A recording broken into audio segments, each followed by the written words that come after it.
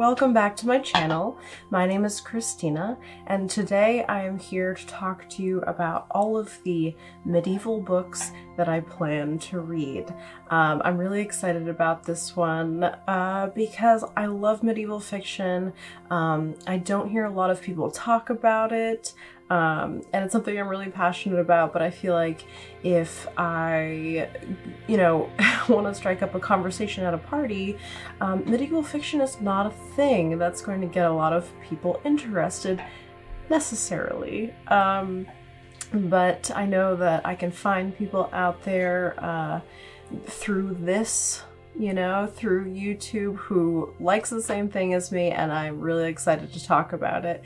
So today I'm gonna go through all of my medieval fiction and basically just historical fiction that I plan to read. In keeping with my themed outfits for my videos, today I'm doing my best to look medieval. I've got these beautiful bell sleeves. And honestly, I love bell sleeves so much, and I wish that they would put bell sleeves on more like normal items of clothing so that I didn't have to only buy like Renaissance fair costumes in order to have some awesome bell sleeves, but I'm so excited about that.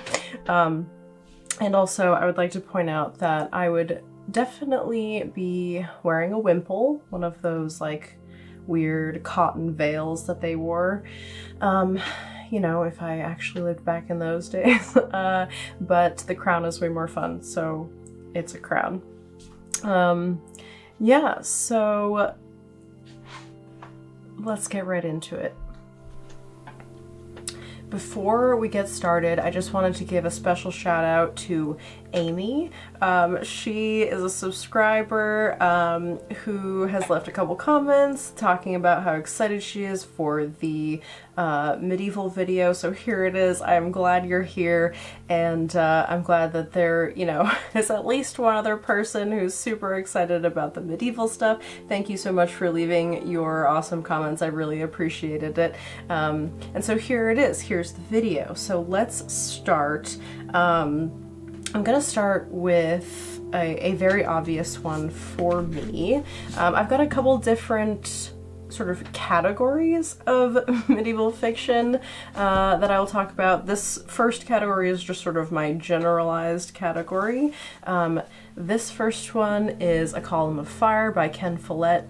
This is the only book in the Kingsbridge series that I haven't read yet. I kind of read them a little bit out of order, but this is the last one, and I probably should have read it a while ago, but I haven't read it yet. I know it's going to be really good. It takes place in 1558.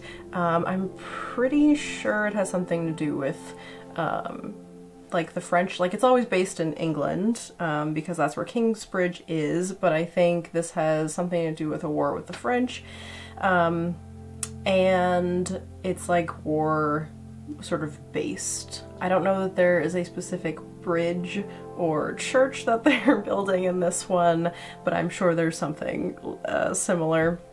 But so Ken Follett is always a winner, always awesome. I don't really feel like I need to tell you the synopsis because it's a novel about Kingsbridge. It's basically the lives of the people living in the town in 1558, or whenever it happens to be placed. This one is 1558 specifically, but I just mean like where in the Kingsbridge series, they're placed at different time periods, and so, but it always sort of takes place in Kingsbridge or around that area, and so I'm looking forward to this one, and I'm sure it'll be awesome, and I'll just get to see another set of lives take place in this one town. And that probably sounds really boring, but I swear that it's not. It's really good. So that's the first one. Okay, so the second one that I'm going to mention is The Archer's Tale by Bernard Cornwell. I actually, while we're talking about this one, I'll do a dual book TBR. So I have both of these books by Bernard Cornwell, The Archer's Tale and The Last Kingdom. I did start The Last Kingdom when I first got it. I read not a lot. Let's see, I think this is still my bookmark. Looks like I read like the prologue. I read like 40 pages. But the writing style was very sort of straightforward and not that I want to say like super detailed, but certainly not like flowery in any way. Very sort of to the point. And I'm not totally sure that I love the writing style. I sort of bounced off it a little bit. But I like the sound of these stories. Let's see, The Archer's Tale takes place in 1342, and this one says that it takes place in the middle years of the 9th century. But they both sound really interesting, and I definitely want to try to... I'll probably end up going back to The Archer's Tale before I do The Last Kingdom, just because I did start The Last Kingdom and kind of bounced off of it. But I do want to try to read both of them at some point soon. And so, yeah, let me know. I think The Last Kingdom is now a TV show, or like there's a TV show based on this book. So let me know if you've read this one, or if I have the wrong impression about the writing style, because honestly I'm not sure. That could have just been from, you know, the beginning or whatever. But so those are on the list as well. Okay, so the next one is Roseblood by Paul Doherty. This one, I don't remember exactly. It's England, 1455, a kingdom on the brink of civil war. Okay, so this one is about the War of the Roses, and I had been interested in learning more about the War of the Roses, and I don't really know that much about it. But supposedly this book is a really good book about that, and it's basically a court drama and like about war. So I don't really have to get into the synopsis too much. That's what that is about. And supposedly is very good. I've not really heard much about it, but when I specifically looked up books that were about the War of the Roses, and this one popped up, and it's got a really cool cover, and I think it sounds promising. So, Roseblood. Okay, and then next I've got The Iron King by Maurice Druon, something like that. I'm not the best at pronouncing names, so just bear with me. I had actually forgotten that I bought this book. I am not 100% sure where this book came from or when I bought it. I was just looking at my medieval, TBR pile, and it was there, and I was just like, oh, interesting.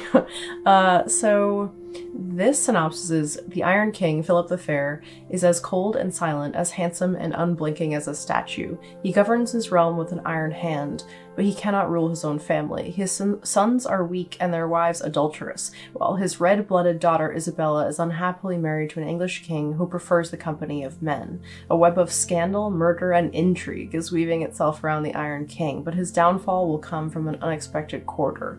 Bent on the persecution of the rich and powerful Knights Templar, Philip sentences Grand Master Jacques de Molay to be burned at the stake, thus drawing down upon himself a curse that will destroy his entire dynasty. That sounds like an awesome book. It sounds like a great story. I think the Knights Templar are super interesting, just sort of as like a thing. And so I'm definitely interested in reading this, despite having no idea when I bought it. I'm glad that I did. And this is definitely on the list. It's probably going to get bumped to the top now, because if I don't remember buying it, I probably bought it a long time ago, and it sounds great. So I'm gonna read it. I swear, I'm gonna read all of these, I promise. Alright, so I have some things to say. So Laurus by Eugene Vodolazkin. It's hard to say. His name is like Russian, I think. This takes place in 15th century Russia. It's a time of pestilence and plague, and a young healer skilled in the arts of herbs and remedies finds himself overcome with grief and guilt when he fails to save the life of his beloved. Leaving behind his village, his possessions, and his name, he sets out on a quest for redemption, penniless and alone. But this is no ordinary journey. Wandering across plague-ridden Europe, offering his healing powers to all in need, he travels through ages and countries, encountering a rich tapestry of wayfarers along the way. Accosted by highwaymen, lynched in the Balkans, and washed overboard at sea, he eventually reaches Jerusalem, only to find his greatest challenge is yet to come. So I found this when I was looking up medieval fiction, and it sounds really good, and I was excited to get it. And when I received it in the mail, I started reading it, and I read the prologue, and it basically tells you how he dies, which, you know, may not be how the book ends, but that's sort of telling me the ending. You know what I mean? Like, there's not a lot of suspense to things that happen early on in the book because you know he's going to be okay, because you know how he dies. And it sort of sounds like, you know, maybe it's metaphoric, maybe he dies multiple times or something like that. I don't know. But I don't like when books sort of hint at the ending, or like, I know for a fact he has plot armor, but I'm not sure. I just didn't like the idea that they were sort of like, oh, and this is how he dies, because then in the back of my mind I was kind of like, oh, do I just know how it ends now? Like, whatever. But so I did really like the way that it was written, like the style of the writing, and so I definitely think it still has potential to be a great book. I just wasn't really a fan of the fact that they were like, oh, and this is how he dies, okay, now start reading the book. I'm not sure why you would do it that way, but they did, and so I sort of bounced off of it pretty hard, actually. But so I want to read it though. I want to give it another shot and try to get through it. So Lauris, it's on there. I really love the color, or the cover rather, and I mean, I'm always a sucker for shiny gold. And I don't know. It looks great. I want it to be great. I'm gonna try it again. Okay, so my next category, that was sort of generalized medieval fiction. My next category of things is basically strong female leads. So I think all of these books are about like queens or princesses or like women in power in the medieval ages. So the first one I have here is The Irish Princess by Elizabeth Chadwick. And I would like to take a moment to just make a plea to anyone who is going to be selling a used book, not to put stickers on the cover, because I really hate that. And I feel like a big part of buying a book is being sort of enchanted and drawn in by the cover. And when you have like this giant sticker there, it's not that it ruins it, but it just does something to the vibe of the whole book cover that is unfortunate. So I really hate that. But I do love buying used books, especially if it's a book that I'm not totally sure I'm going to love or something like that. If I can get a copy for like $3, like that's awesome. And it's good for the environment, you know, not printing a million copies. But I mean, there's a lot of good reasons to buy used books. And so I just wish they wouldn't do that, because it bothers me so much. But so The Irish Princess by Elizabeth Chadwick. I love Elizabeth Chadwick. I read her Eleanor of Aquitaine trilogy, and it was fantastic. I know I like her writing already, so I know I'm going to enjoy this. And I myself am very Irish, and so I was interested to see an Irish princess. I find that in a lot of medieval fiction, it's mostly English and Scottish, and then French, maybe like third. But not a lot of Irish. So I am looking forward to this one a lot. Was very interested to see. I haven't read like almost any medieval fiction based in Ireland, so I'm very curious about this. This one is probably like at the very top right now, if I'm being totally honest with myself. So the Irish versions. It takes place in Ireland, 1152, and then it looks like it spans into 1166. I mean, and it's basically just that sort of court drama. It's based in real events that are happening in Ireland and England, and it's gonna be great. It's just, I'm looking forward to getting into it. The Irish Princess. Okay, so next in this category is Mary, Queen of Scots.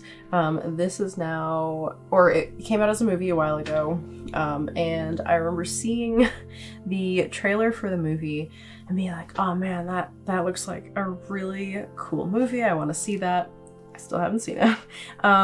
But when I found out it was a book, I was like, oh, what I'll do is I'll read the book and then watch the movie after. And I still haven't done either of those things. But it looks like it's going to be great. I don't really know, I've heard of Mary, Queen of Scots. I think everybody has, but I don't really know anything about her. So I'm super interested in this one. It's supposed to give you a better idea of like the real Mary, Queen of Scots. Yeah, she's apparently Queen Elizabeth's arch rival. That should be interesting. I feel like I can say for all of these, it's going to be that sort of court drama about war and royalty and all that. In fact, I can just sort of say, I'll point out if it's not. So like, for example, Ken Follett novels, the Column of Fire probably is not about royalty. There are probably things about like what's happening in the country and all of that, but those ones tend to be about normal people. So I can point that out, I know for sure. But yeah, so that's that, Mary, Queen of Scots. I feel like everyone's sort of heard of that one in one way or another. So moving on. The next one I have is Catherine of Aragon, the True Queen by Alison Weir in her 6 Tudor Queens series. This is another unfortunate sticker on the cover purchase. And you can see probably on quite a few of these where I started peeling the sticker off. I always have hope. I always have just a little bit of hope the sticker will come off cleanly and then we can all move on with our lives and be happy. But no, they never do. So this one, so this is a Tudor, obviously about the Tudor whole situation. And I was really interested in learning more about it. And so I was like looking up different books, and this one I thought would be a really good way to learn more about it, or just sort of learn more about the people involved, because it's about all of the 6 different queens of the first King Henry. So I thought this would be like a great series to read. I did actually start this one a little while ago. I didn't get super far into it. I think I read like 47 pages. I was a little put off by the writing style, if I'm being honest. The author used a lot of exclamation points, which is a little bit weird, in my opinion. It was sort of like, I'm traveling to meet my husband and it's very exciting, exclamation point. I'm afraid of what's to come, exclamation point. And, I can get down with an exclamation point or two. It just seems like a lot of them for the first 40 pages. And, if you're a good writer, you don't need those really almost ever. So I'm not saying she's not a good writer. I'm just saying I was a little confused by the use of exclamation points. And then another thing that sort of put me off of it was the wedding was like this huge sort of event that was upcoming that they're looking forward to, and this huge event in their lives, like especially back then, like, you know, you're going to marry somebody who's going to be king, and you're not allowed to ever get divorced. It's not a thing, like, you know what I mean? So it's this huge event in their lives, and it's not described at all, like literally not at all. So they're sort of like, okay, so tomorrow you're gonna get married, and she's like nervous about it, and then the ceremony happens, and it's like, the ceremony happened. Cut to reception. It's like, what? Like, where? I need a little bit of something. And like other books that I've read, you know, everybody, it's differently, and that's fine, but every other book that I've read like this, there's always sort of this dramatic, or at least like heartfelt or sentimental scene for the wedding, which I almost feel is like kind of important. But it was very brief, and so those things like combined sort of put me off a little bit, and I ended up just reading something else. But I do want to go back. I think this is a good series. I know Alison Weir has written a lot of like historical fiction, and like maybe it's not for me, maybe I won't like the writing style, but I think I can. I want to, so I am gonna try this again, so that this is sort of my favorite type too, like of historical or medieval fiction, is like the about a queen, so I do really want to, I really want to love this, so we shall see. Okay, so the final one in this category is The Lady of the Rivers by Philippa Gregory. It is apparently a BBC TV series. I've never heard of it, but it takes place in 1435. Let's see, I'm just gonna read this because this one I don't know like literally anything about. Let's see. Jacquetta is left a wealthy young widow when her husband dies. Her only friend is Richard Woodville, the Duke's squire, and it is not long before the two become lovers and marry in secret. The Woodville return to England, to Lancaster Court, where Jacquetta becomes close friends with young King Henry VI's new queen, but she can sense a growing threat from the people of England and the danger of royal rivals. The king slides into a mysterious sleep. Margaret, his queen, turns to untrustworthy favorites for help, and Richard, Duke of York, threatens to overturn the whole kingdom for his rival dynasty, the House of York. Jacquetta fights for her king, her queen, and her daughter, Elizabeth Woodville, for whom she senses an extraordinary and unexpected future. A sweeping, powerful novel rich in passion and legend. So this one sounds really interesting. And sort of different, a little bit different from those others. So this is a little bit fascinating. It looks like there's, it looks on the back, like, you know, it shows her other novels. So she's written quite a few of these. So, you know, with any hope, if it's really good, a whole new series to read. And that's exciting. Another sticker right there on the cover. Wish they wouldn't do that. I don't understand why they do. Why couldn't they put it on the back? They put it on the back cover? That would be fine. Or like right on the inside of the cover or something. Just not on the front. Jesus. Okay. Moving on. So this next category is medieval fiction that is more like biographical almost.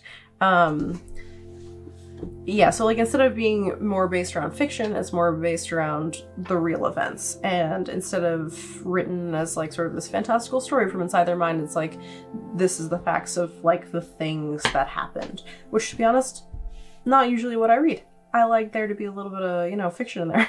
And I'm sure there is in these books, but they're just closer to actual fact. So the first one I have here is The Life and Death of My Lord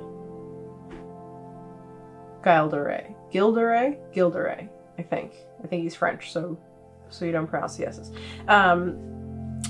and by Robert Nye, I'm sorry. So this is about the man, Gilderay, who was the model for Bluebeard. Bad dude. Just, yeah. He was one of the wealthiest, most powerful men in the 15th century Europe, a Marshal of France and the erstwhile companion of Joan of Arc. He was arrested in 1440 on charges of heresy, witchcraft, and, let's just say, terrible things done to children. He confessed so luridly in court that the crucifix was veiled. He was sentenced to death by hanging and burning. He died a murderer and devout Christian to the end. Here's his story, narrated by his personal cleric, Dom Eustache Blanchet. It is a terrifyingly compelling tale of pure evil, corrupted goodness, and cowardice in the face of horror. That's intense. But, so it sounds like just like a crazy character, and this is sort of just true crime for history nerds, which honestly right up my alley. So I wouldn't necessarily say I'm excited to read this one. I'm very interested to read this one. I think it's going to be terrifying and intense, but definitely something worth reading, at least I hope. I'm very interested, so we shall see. Alright, so this next one, The Greatest Knight by Thomas Asbridge. This one is about the knight William Marshall. My boyfriend actually got me this book. He had watched a YouTube video that was about William Marshall, and he thought it was super interesting, and he knew I would love it, so he bought me this as a surprise, which was very nice. The weight of my heart is medieval books. So he was like, oh, I watched this crazy video on YouTube about this knight called William Marshall, and I was like, oh my god, William Marshall, I know him. I know him personally, because in the Elizabeth Chadwick series about Eleanor of Aquitaine, she talks about William Marshall. He is a character, he is a character in the book. He's not like a big character, but he's there very often, and he's great, and I loved him, and so I am definitely interested in learning more about him. And I also want to read Elizabeth Chadwick's series. She has a series written specifically about William Marshall and his life, and I just think that sounds awesome, so I want to read that also. But this is like the true account, supposedly, of things that happened to him and like his life and all of those sort of things, so I'm definitely going to read this one as well. Okay, so this final category is just sort of random historical fiction, not necessarily medieval, just historical. So I have another Ken Follett novel, A Dangerous Fortune. This one takes place in 1866, and it's basically like a mystery based around a mysterious accident where someone has died. So I bought this a while ago when I was like looking for something to read, and I was like, Ken Follett never fails me. So I bought this, but I think what happened was I was waiting for it to come in the mail, and I started reading something else, and so I never read it. And that happens a lot to me, unfortunately, maybe. But so I still have this to read.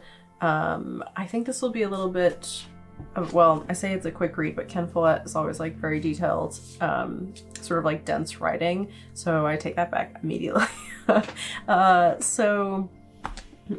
But I think it will be really good, and I haven't read anything of his that is like a mystery, so that should be interesting to see what that is like.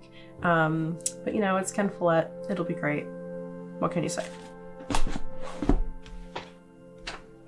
Okay, so this one, The Last of the Wine by Mary Renault, I don't know.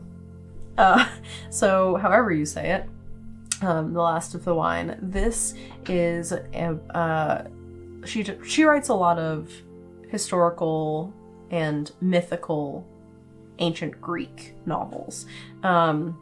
you may have seen in my update video that I posted most recently that I wanted to read The Bull from the Sea. That is a book about the Minotaur and the Labyrinth, which is a famous Greek myth.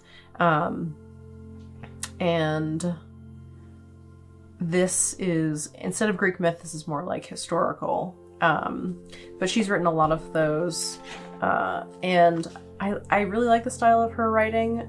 It's very interesting, but it's sort of like metaphoric, so sometimes it's hard to read. But this one specifically is about, it sounds like just a normal dude named Alexius, a young Athenian of a good family who reaches manhood in the last phases of the devastating Peloponnesian War. The great figures and dramatic events of a desperate and dangerous epoch come to life. Socrates and Plato are vividly portrayed, as is the bloody civil war which divided Greek families and cities. It was a time in some respects not unlike our own, where men born into a heritage of security and power felt the structure of their lives being undermined by forces which they but dimly understood.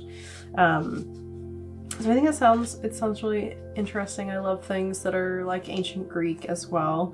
Not quite as much as medieval. I feel like when I was younger, I was super into like ancient Greek stuff, and I read a lot of like fiction about the Trojan War and that sort of thing. So, I still have a very big place in my heart for Gladiators, like one of my favorite movies of all time. But so I think this will be really great. But I've just been focused on medieval more, and so I haven't gotten around to this one. I've had this one for a long time. It's got those nice 80s like red pages. This is a used book that I bought that has no sticker on the cover, so hooray. But so yeah, I'm sure there's lots of people who've read this one out there. I'm sure it's great. Just haven't gotten to it yet. Last of the wine. Okay, so this one is a little bit weird. So this is Sackett's Land by Lewis L'Amour. So I am sure you are familiar with Lewis L'Amour. Even if you've never read anything by him, you've probably seen his books in like every store you've ever gone in. He writes westerns primarily. Sometimes, so like I love western movies. I'm weird, I just always have. And a while ago I was like, I want to read like a western, but I go through, phases of what do I want to read, and like I felt like I was going to bounce off of a western kind of easily, so I was like, I should start with this one because this one sounds like it goes like further back in history. So I don't know, I don't think it goes as far as medieval, but it starts, I believe, in England, and it's about a family.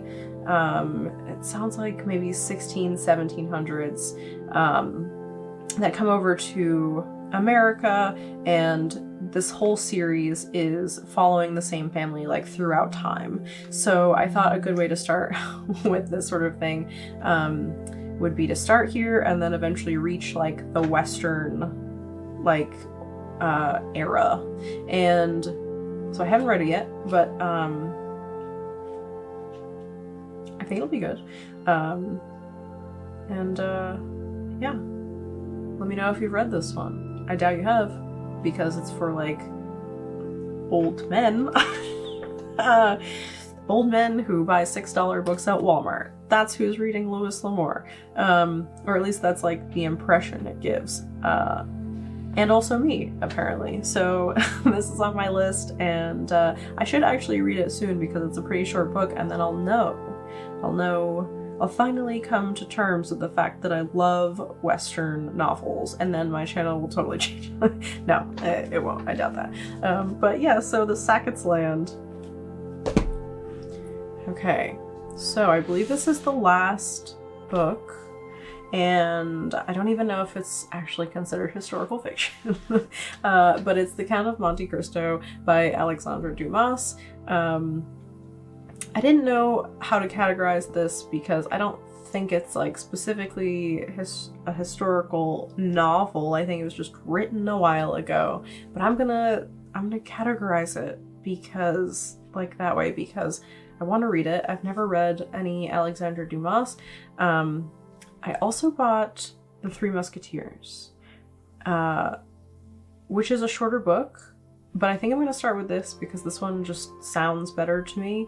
I've been told it's like a classic revenge story, which sounds awesome.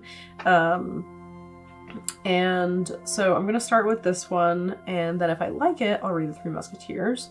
I'm surprised I've never read it. I was an English major in college, and I took like AP lit classes when I was in high school, and somehow never read The Three Musketeers.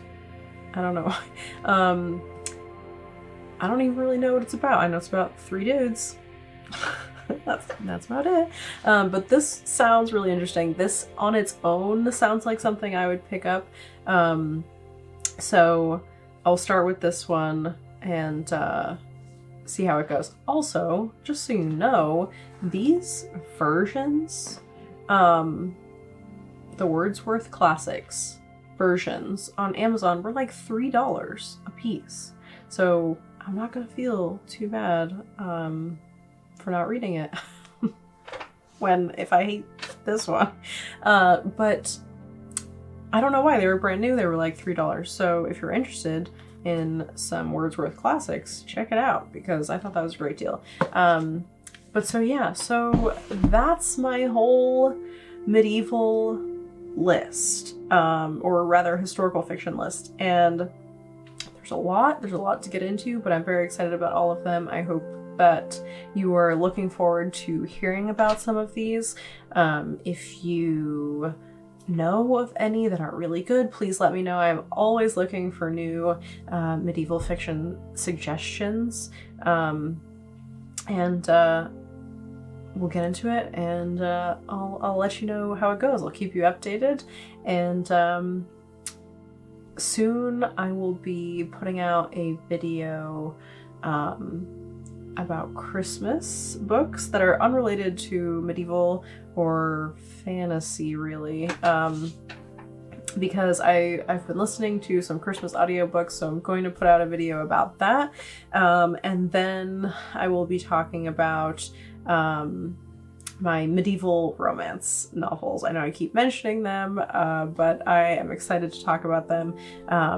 So I will see you very soon. I've got lots of videos planned, lots of things to talk about. It's actually funny because I read all of these books, and then it's usually my boyfriend or my best friend. I tell them all about them. I'm like, you don't understand. This stuff happened in this book that I'm reading. And they're like, okay. And, it's sort of like listening to somebody explain a dream or whatever. Like, it's sort of like, yeah, I don't care. But I feel like I really need to talk about them. I can't just read a book and digest it by myself. I need to tell other people about it. So I'm glad that you're here, and I'm glad that you're watching, and I hope you are enjoying this and getting something out of it. And I'm looking forward to discussing more of these books with you. So thanks for sticking around, and I will see you next time.